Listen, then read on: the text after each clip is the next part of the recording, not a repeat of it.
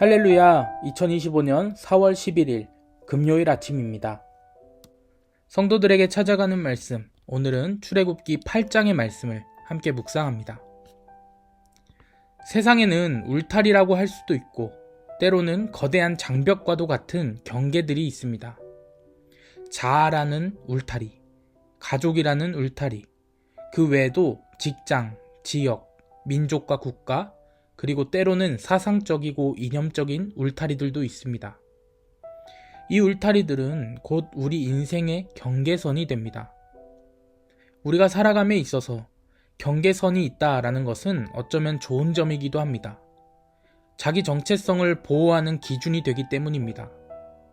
다시 말하면 자기 자신이나 자기가 속한 집단을 보호하는 능력이 될 수도 있다라는 것입니다.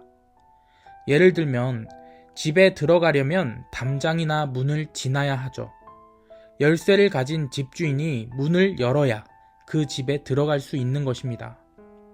아무리 가까운 이웃이라도 경계를 뚫고 허락 없이 마음대로 집을 드나드는 것은 잘못된 것입니다.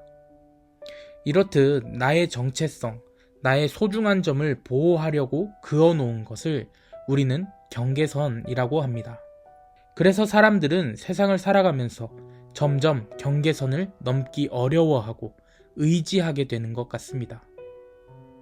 그런데 이 경계선이라는 것은 점점 쌓여간다는 좋지 못한 특성이 있습니다. 하나둘 우리가 긋는 선들이 쌓여 높은 장벽이 되어버리면 결국 이웃과 단절되어 소통의 부재를 경험하게 되고 결국 자기 울타리에 갇혀서 홀로 살아가게 되는 것처럼 신앙적인 측면에서 세상의 경계선이 점점 쌓이게 되면 그 경계선에 갇혀 하나님과 단절되어 버릴 수밖에 없는 것입니다. 우리에게 안정과 보호라는 달콤한 유혹으로 하나님과의 관계를 단절하게 만드는 것, 사탄이 우리에게 찾아오는 방식입니다.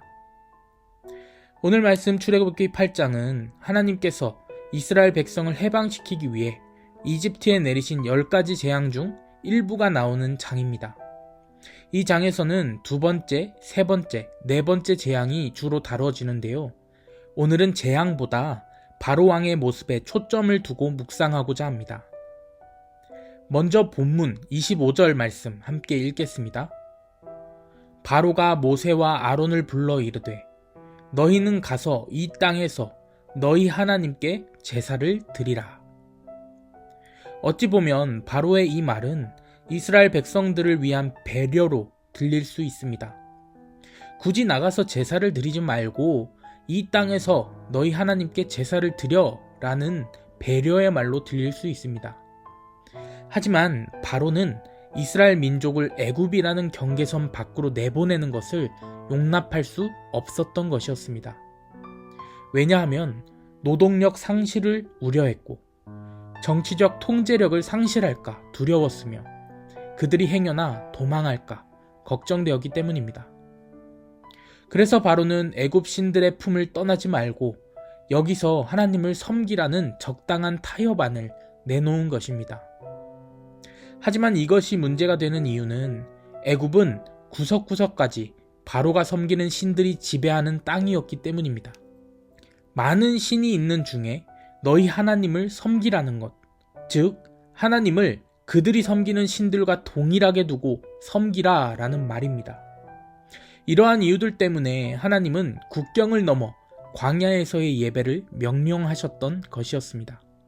결론적으로 바로는 그럴듯하게 배려하며 제안하는 것 같지만 애굽이라는 경계선 안에 있는 이스라엘 백성들을 출애굽으로부터, 다시 말하면 구원이라는 하나님의 뜻으로부터 멀어지게 하려 했던 것입니다. 이러한 바로의 모습처럼 사탄은 구원받은 사람들이 경계를 넘지 않고 이 세상에 속해 살도록 유혹합니다. 그래서 우리는 신앙생활을 함에 있어서 세상이라는 경계선을 넘지 못할 때가 많습니다. 하지만 세상의 경계선 안에 머물러 있으면 정상적인 신앙생활이 될 수 없습니다. 이스라엘 백성들이 애굽의 국경 안에 머물게 되면 구원이 이루어질 수 없는 것처럼 말입니다. 경계를 넘는다라는 것은 단순히 세상 가운데에서 나오라 라는 말이 아니라 세상과 구별되라 라는 말입니다. 그리고 세상과 구별되는 것을 우리는 거룩이라 부릅니다. 일반적으로 사람들은 거룩한 삶이라고 하면 죄를 짓지 않고 도덕적으로 사는 것 정도로 생각합니다. 하지만 생각해보면 세상 사람들 중에서도 죄 짓지 않고 도덕적으로 살아가는 사람들이 많이 있습니다. 거룩이란 히브리어로 코데쉬라고 하고 헬라어로 하기아스모스라고 하는데 구별 혹은 분리라는 뜻을 가지고 있습니다. 이것은 이 세상 속에서 온전히 떠나 분리되어 있는 것을 말합니다.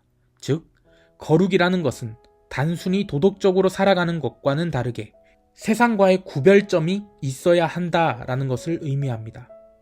좀 더 쉽게 이야기하자면 세상과 타협하며 살아가는 것이 아니라 세상이라는 경계선을 넘어 하나님 안에 속한 상태, 세상을 넘어 하나님께로 향하는 것을 거룩이라고 말할 수 있는 것입니다. 그래서 우리는 이 땅에서 살라라는 바로의 말을 거부하고 거기서 떠날 줄 알아야 합니다. 참되지 않은 세상의 것, 말씀과 대치되는 것들의 타협점을 찾으며 살아가는 것이 아니라 세상적인 것들을 정리하고 그것들로부터 분리되어 살아가야 합니다. 육신적으로 유리하게 세상과 타협해가면서 살아가는 신앙생활은 결코 거룩할 수 없습니다. 계속해서 세상은 우리에게 그래도 너무 멀리는 가지 말라라고 이야기합니다. 오늘 말씀 28절 함께 읽겠습니다. 바로가 이르되 내가 너희를 보내리니 너희가 너희의 하나님 여호와께 광야에서 제사를 드릴 것이나 너무 멀리 가지는 말라. 그런즉 너희는 나를 위하여 간구하라. 바로는 그럼에도 불구하고 떠나겠다라는 모세를 끝까지 붙잡습니다. 보내줄 테니까 너무 멀리 가지 말고 적당한 거리까지만 가라고 합니다. 마치 그들을 걱정하는 듯한 말투로 말입니다. 이처럼 우리에게도 멀리 가지 말고 이 땅에 있어라. 구원받아도 너무 특별하게 살지 말고 적당히 살아라 하는 유혹의 소리가 항상 있습니다.